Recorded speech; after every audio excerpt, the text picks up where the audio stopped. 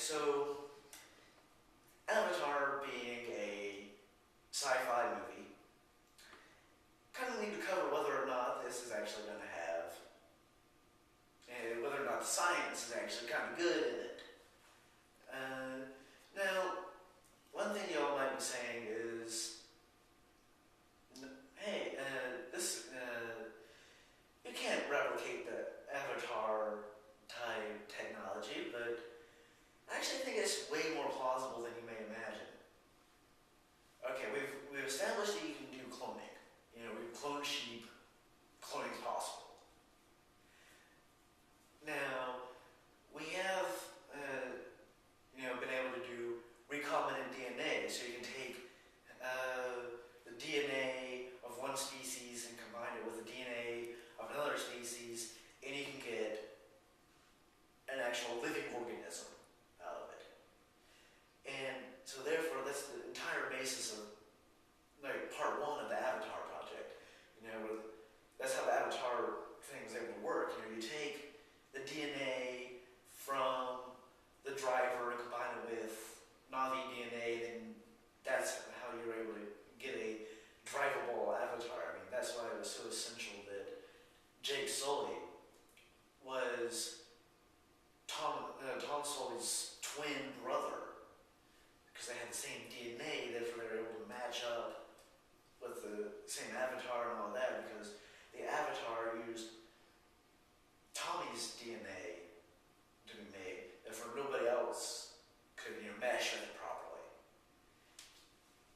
Now, the second part of being able to control it, well, okay, I'm a little sketchy on the exact mechanics of how they did it in Avatar, but you realize you can buy video game controllers today where you just plug it into your mind and you're able to control the game.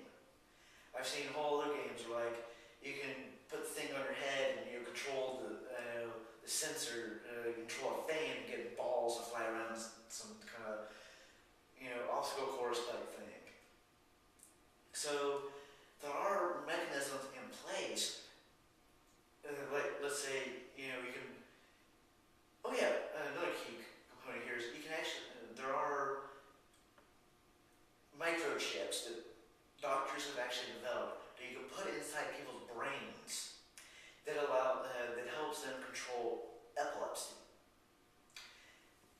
By sending electrical impulses into the brain at given points, when the microchip detects some kind of, picks up some kind of imbalance in the brain, it's like, oh, seizures about to happen, send some signal in there to correct it.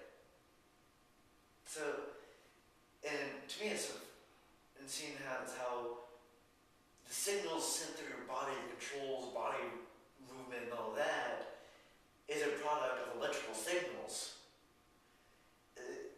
It seems perfectly possible that you could take clone a body,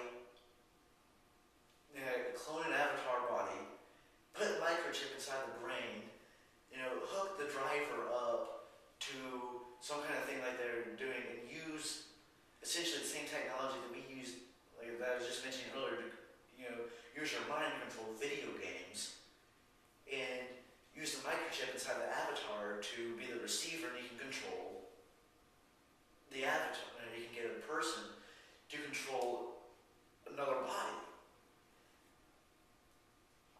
It seems perfectly logical to me. Probably take a while to be able to pull that off, of course.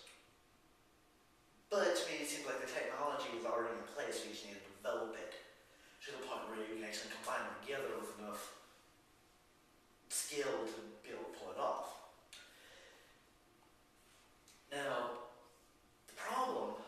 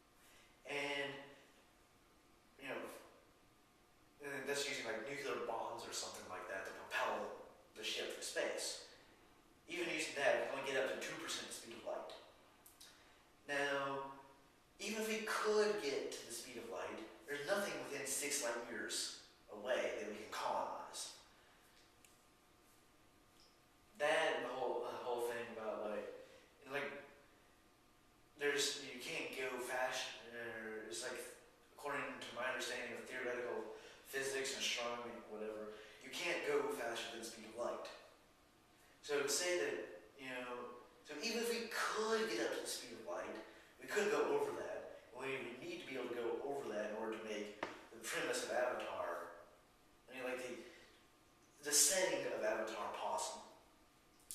So the basic idea behind the plot makes sense,